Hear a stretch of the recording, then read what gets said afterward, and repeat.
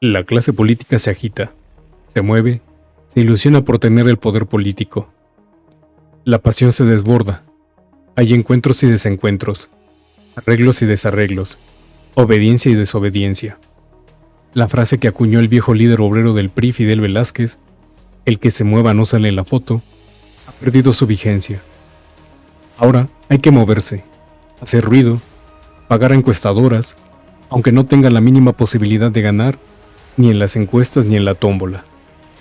Es la condición para que algo le toque al aspirante que se perpetúe como miembro de la clase política. La reproducción de la clase política solo es posible mediante el juego. Entrar a la tómbola de la suerte. Se aplican encuestas para ver quién es él o la más conocida, él o la más popular. El encuestador pregunta, la mayoría de las veces vía telefónica, sobre las preferencias electorales. Menciona los nombres de los competidores para que los encuestados se pronuncien. Al mismo tiempo, se llenan las calles de anuncios espectaculares. Carteles de propaganda se colocan en casas, muros y vehículos. La fiebre por el poder genera delirios. Todo es autorreferencial. Autoelogios de tener la mejor trayectoria política y el mayor compromiso con el pueblo. Algunos que son funcionarios obligan a sus empleados a que los promocionen o que donen una parte de su salario para financiar la publicidad. Es la locura del poder por el poder. Pero no bastan las encuestas. Detrás está la negociación. El elegido será uno o una, no hay más. Y esto significa entrar en un proceso de desgaste de la coalición de los partidos y de los grupos de poder al interior de los partidos.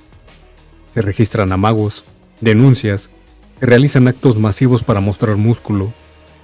En los carteles de propaganda de los y las aspirantes a dirigir el gobierno de Chiapas, aparece la imagen del aspirante junto al presidente. El espectáculo es lo de hoy. La ambición por el poder, por controlar la sociedad y manejar los dineros públicos es desbordante.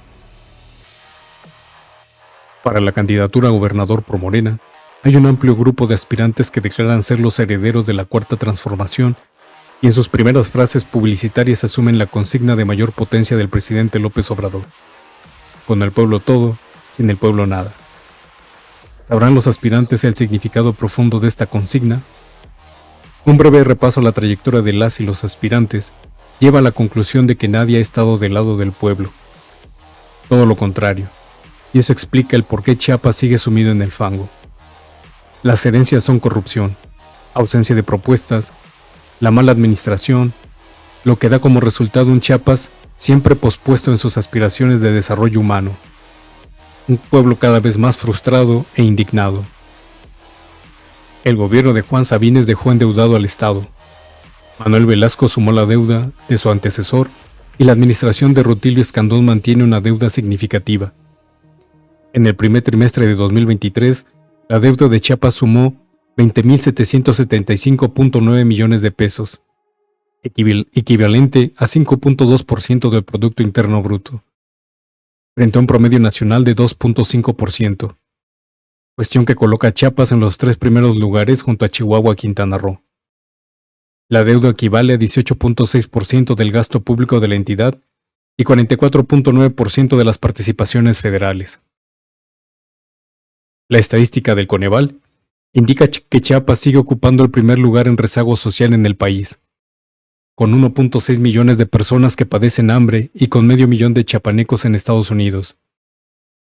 La entidad presenta las cifras más altas en precariedad laboral y la tasa de condiciones críticas de empleo, que se refleja en el índice de informalidad.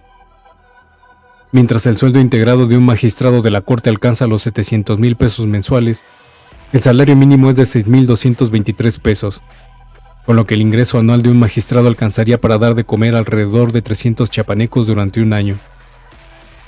Hay que tomar en cuenta que el 57.4% de la población ocupada en Chiapas obtiene un ingreso de hasta un salario mínimo. 3 gobiernos al hilo, Sabines, Velasco y Escandón, han pasado por alto la consigna del gobierno de la Cuarta Transformación de primero los pobres. La reducción de la pobreza en Chiapas entre 2020 y 2022 en 9% y la pobreza extrema en 1% ha sido obra del gobierno federal, mediante los programas sociales.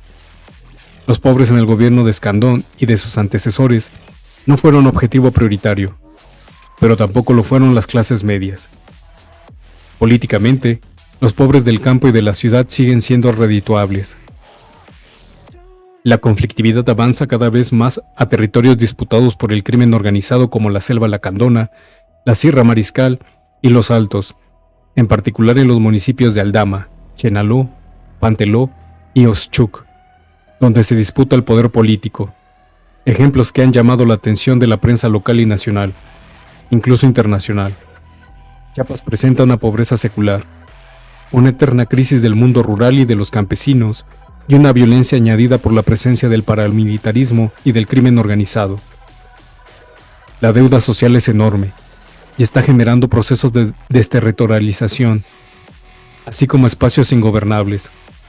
Un fenómeno inédito son las solicitudes de refugio de chapanecos en Estados Unidos.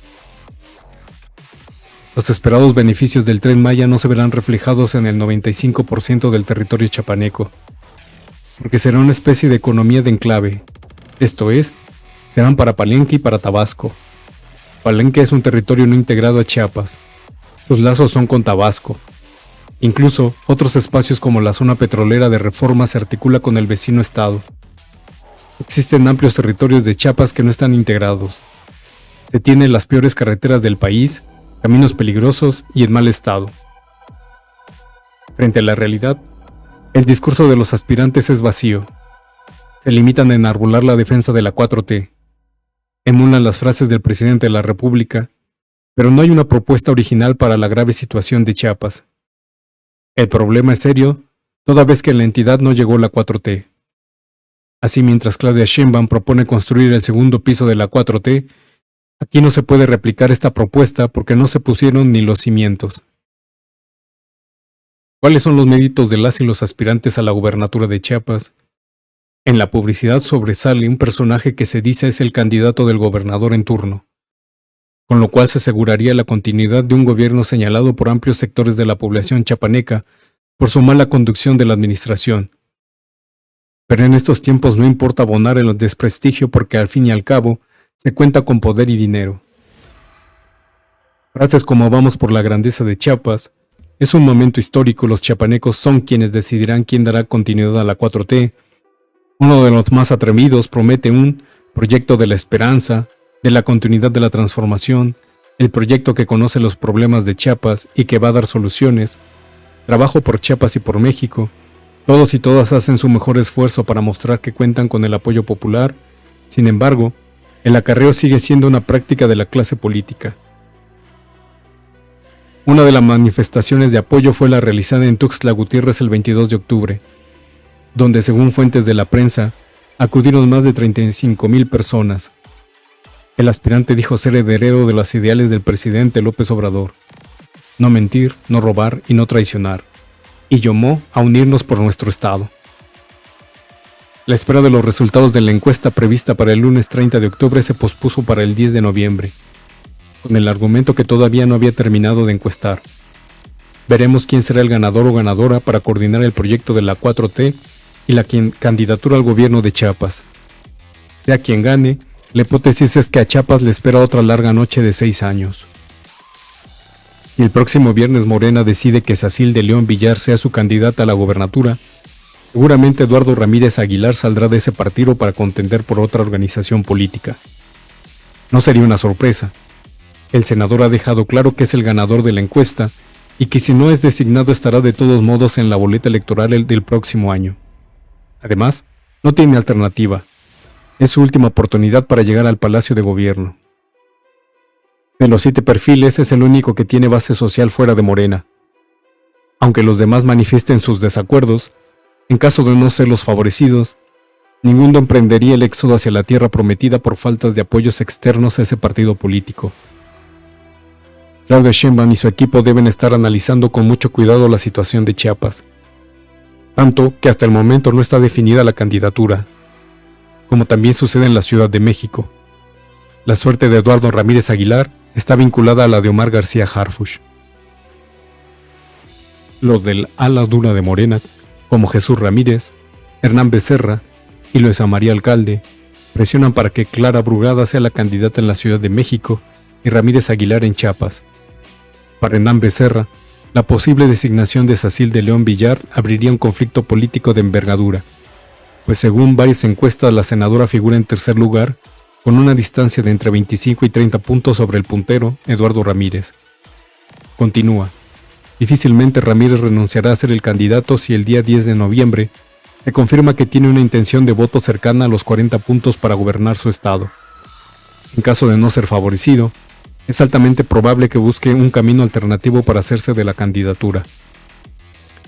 Llama la atención que otras entidades en donde el padrón es mucho menor se opte por un hombre, como en Yucatán, en donde el padrón es menos de la mitad de Chiapas. Además, sin garantía alguna de que Morena vaya a ganar.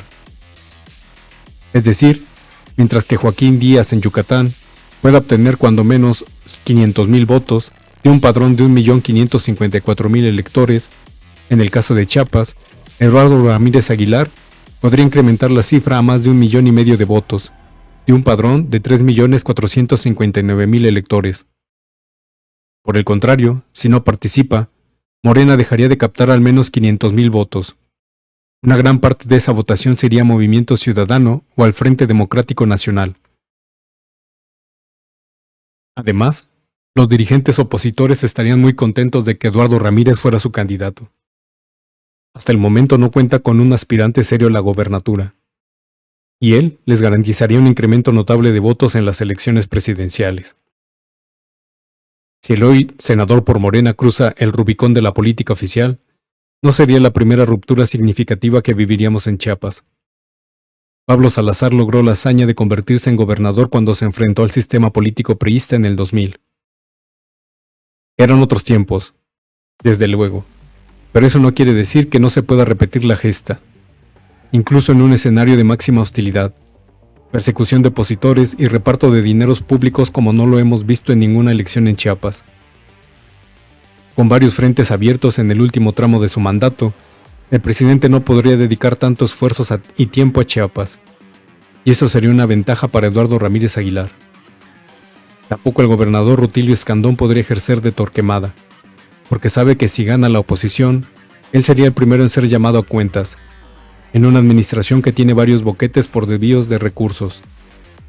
La otra posibilidad es que para no perderlo en las filas del oficialismo, Eduardo Ramírez Aguilar contienda por el Partido Verde.